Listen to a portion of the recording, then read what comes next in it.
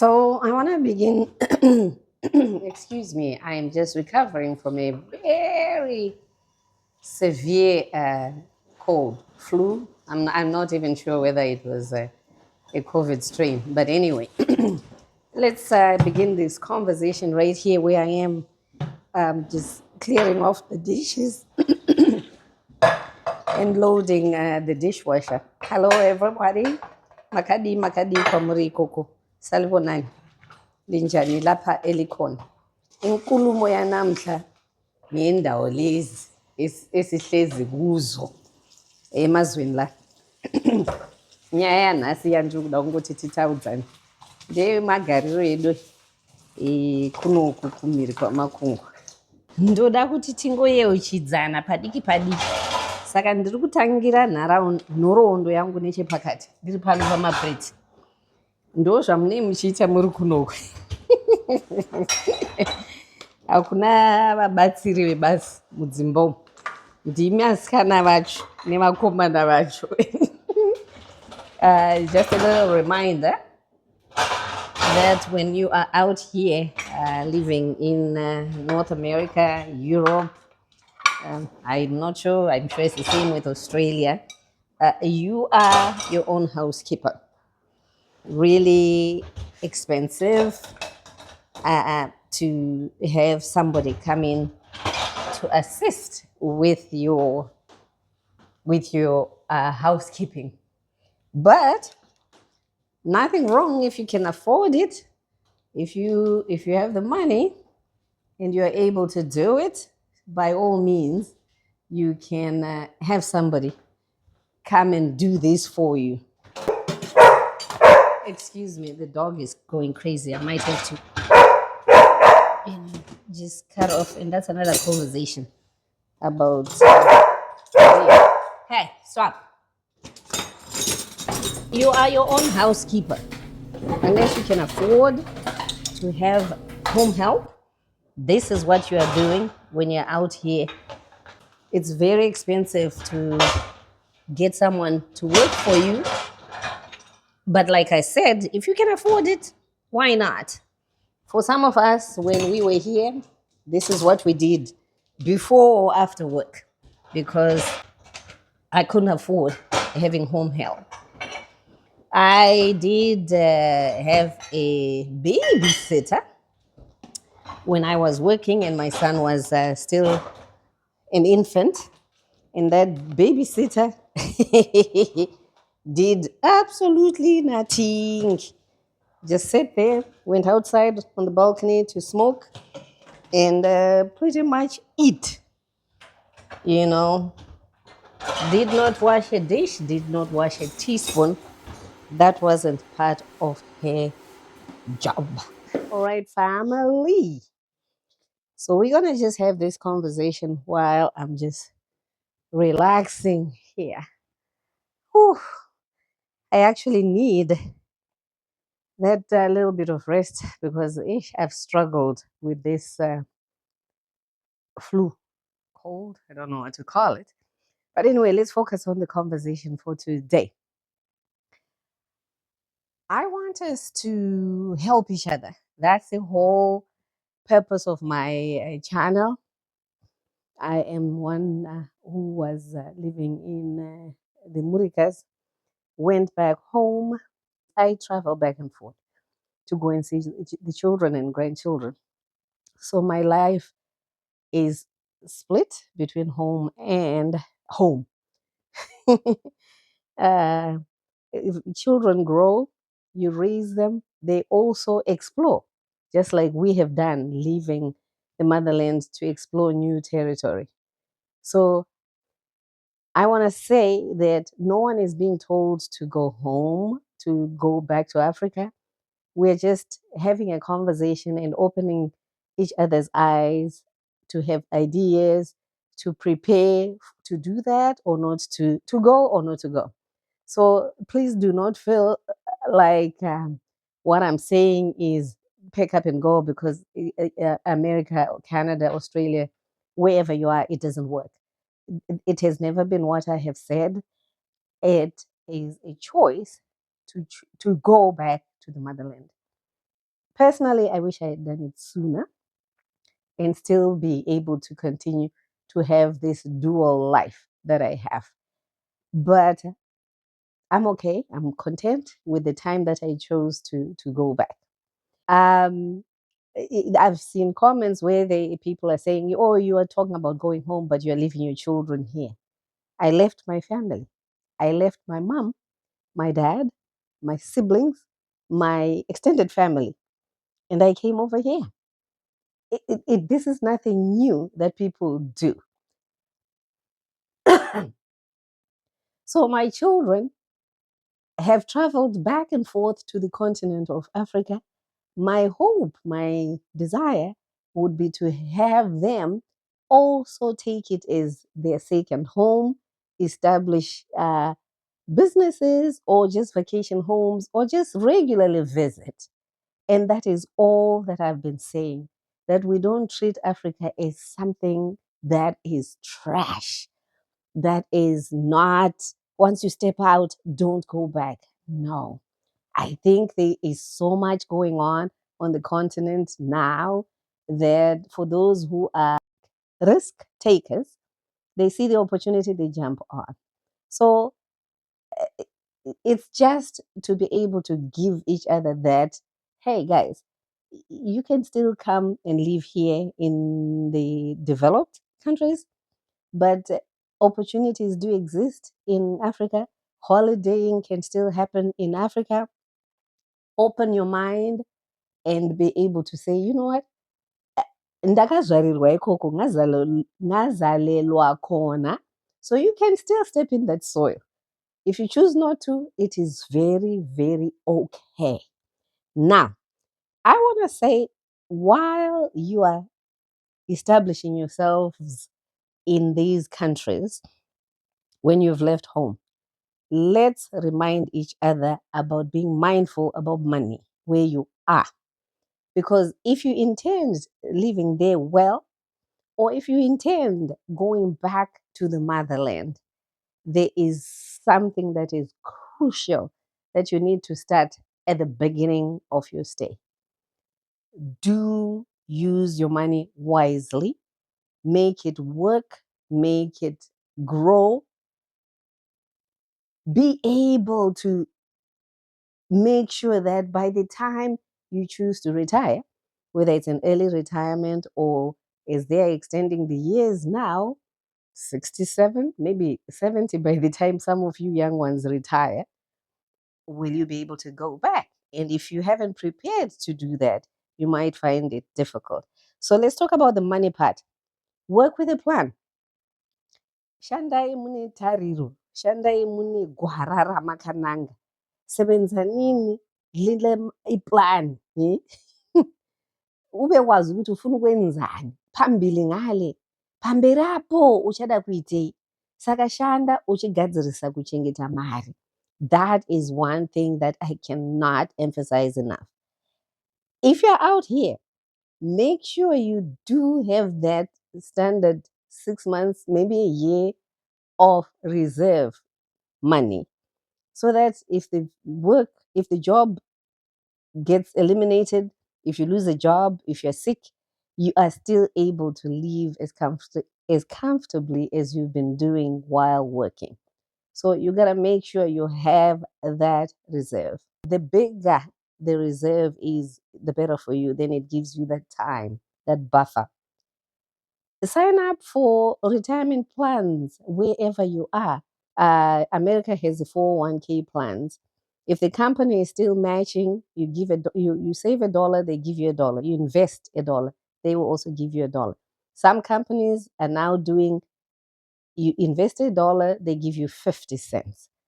It is still something, and it is passive investment. Once you sign up for it, you don't even have to think about it. The money is just deducted from your paycheck. And for most of us who did not learn how to invest or what investment is all about, I think it's a good way to begin. You should be able to understand what you're doing. It's an investment. The company is putting it into stocks or whatever they're doing. But You don't have to do anything about it once you sign up. I encourage, if it's still happening, I've been away from work for 5 years now. I don't know. Maybe it's still. There's the stock market, there's real estate investment. Those are some of the things that you can start doing now. Don't think about doing it a year before you retire or a year before you decide, I don't want to work anymore. It won't work. Invest in businesses if you can. Start a business wherever you are. There's nothing wrong. Some people have done it. It's not for everybody, but if your mind is set on being an entrepreneur, go ahead and do that. There's nothing wrong. And invest in yourself. Get yourself educated. And I'm not talking only book education. Educate yourself in the real estate market, educate yourself in the stock market, cryptocurrency, whatever it is, get yourself educated. It's an investment as well. Trades are a key. You are an electrician, you're a plumber, you are a painter, builder. The jobs are almost always there. So, whatever it is that is of interest to you, trade, academia, whatever, do that. Invest in your health, people. Like I said at the beginning of this video, I'm struggling. It's almost a month of me having this really severe cold. Your health is your greatest wealth. When you are not healthy, it's expensive. When you are not healthy, you are not able to enjoy life. Do not ever forget to make that a core investment, your health. Take your rest, relax, eat well, play, eat healthy. Don't overindulge in eating out. You will pay back. At some point, it will catch up with you for sure. And you also invest in the community, give back, volunteer.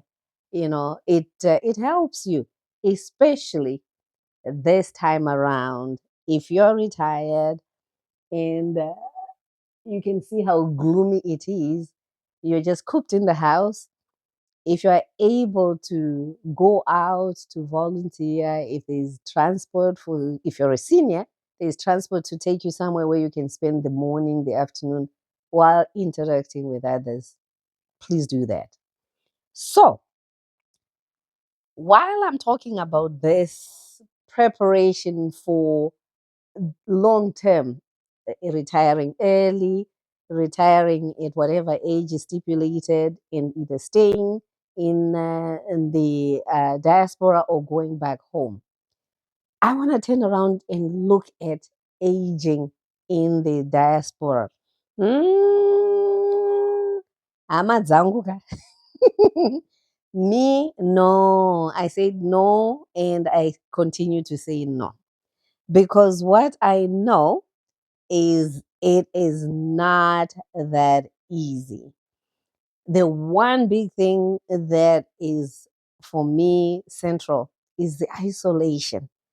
The grandchildren now have gone to school, sons, daughters have gone to work. I'm here on my own. I can't walk. It snowed. The sidewalks are clean, but they can be slippery. It's freezing cold. There's no one out there. I can't even go sit in the park. No. And this goes on for months, 6, 7 months, 8 months of being isolated because it is cold. The snow has just begun. By the time we get to March, April, there's mounds of snow everywhere, and you don't see or speak to anybody if you are living on your own. Which brings me to the story about the dog, my friend down there. I did home care way back when I first moved to to Canada, and I was doing home care. I had this client that I used to take care of in the home. I would go there, help with the meal prep and put the clothes in the washer if there was any, and dust and clean the kitchen. Guys, no. Mm-mm. I mean, we have a dog here in the house, but man, I'm okay. I'm because that's what we do here. You can't keep these dogs outside, it's too cold. But this old lady, the dog would come and jump on her lap. You know those little Wazungu dogs, poodle, I don't know what it is called. It would sit on her lap. I've put a plate for her to eat, and the dog would be eating in there too. And then she would offer me, take some of this and eat. It's too much. You put too much for me. First of all, I don't eat at clients' houses, and I don't share with a dog.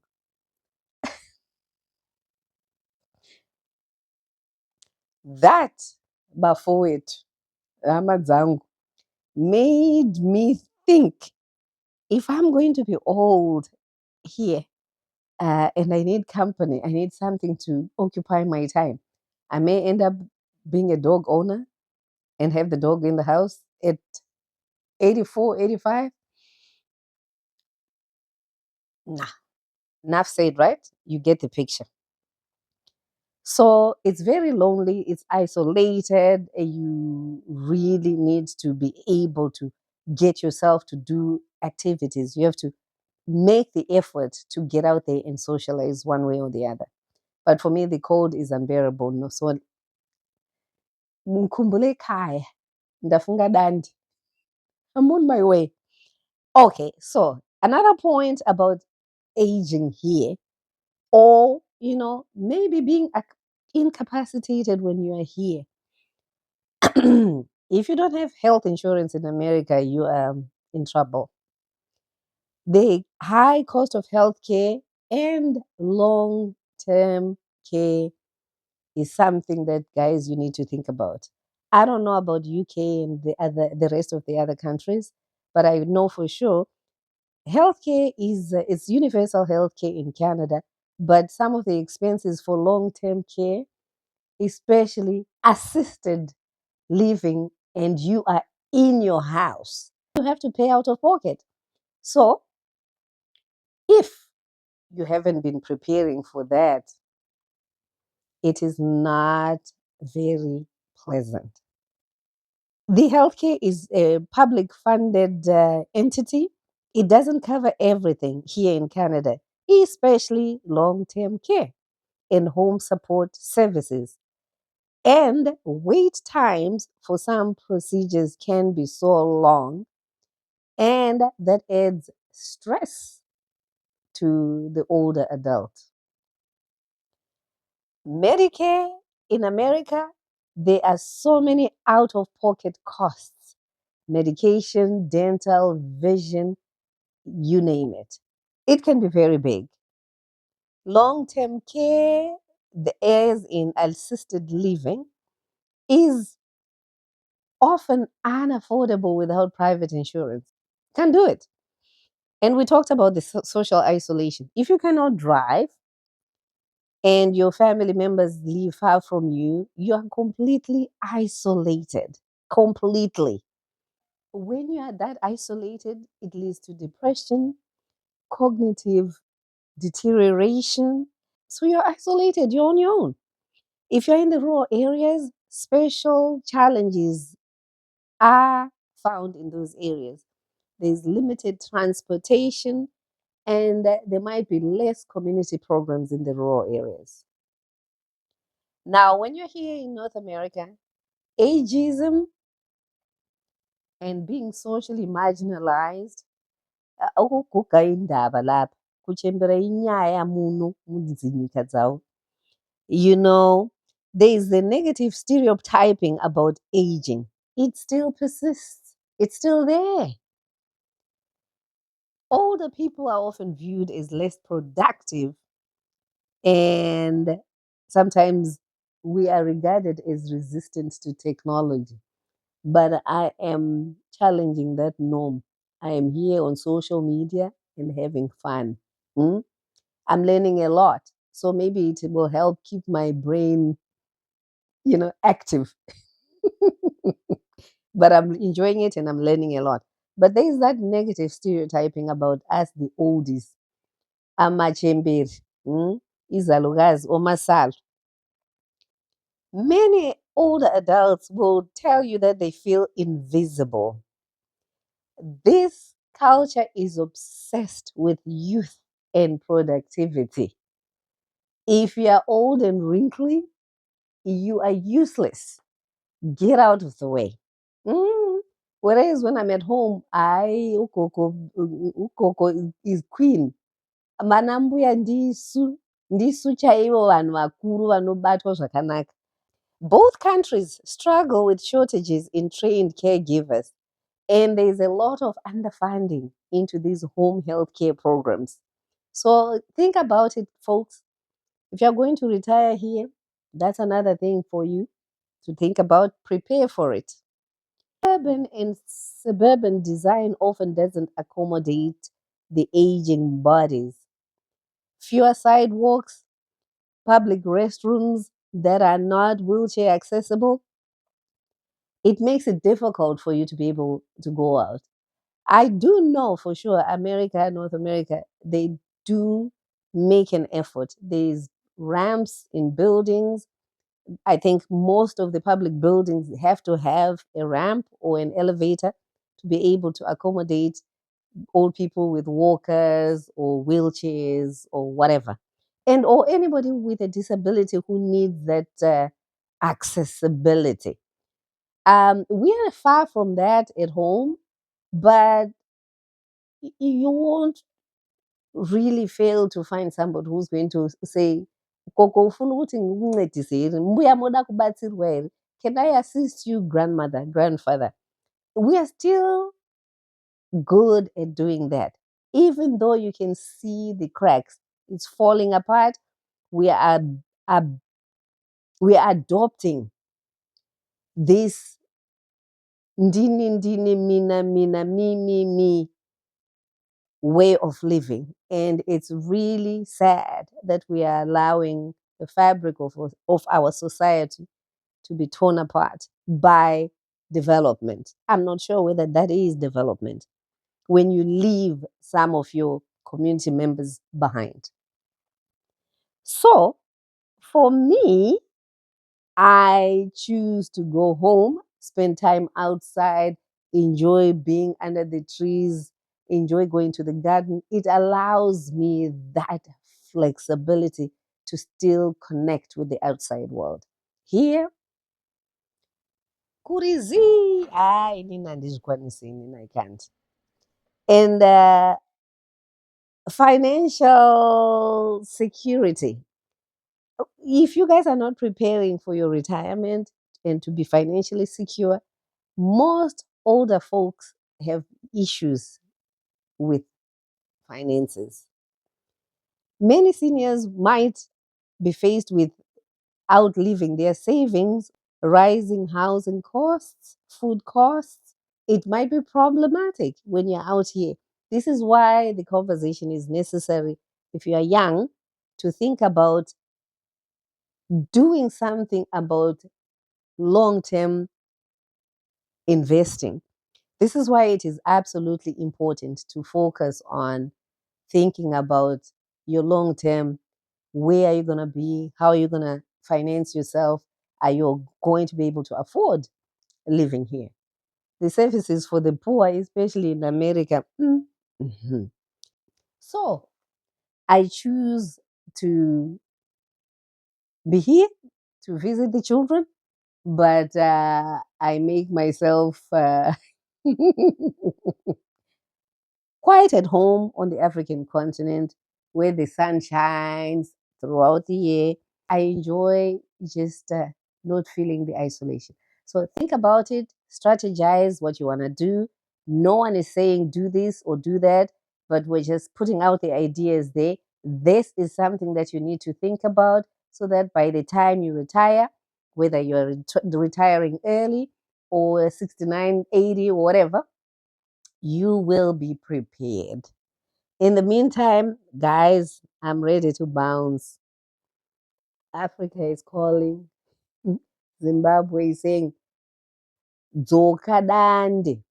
So I'm making my way out. Thank you so much for the comments. Thank you for the support. I appreciate. Continue to share, hype the videos, and be sure to keep checking because a lot of stuff is coming about Zimbabwe, and let's enjoy the continent together. I am so happy to be showing some of you who haven't been home. I show a little glimpse of your homes, your streets that you grew up in, the towns that you grew up in.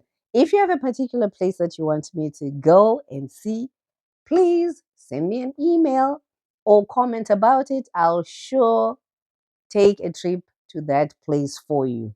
In the meantime, enjoy the snow. Bye for now.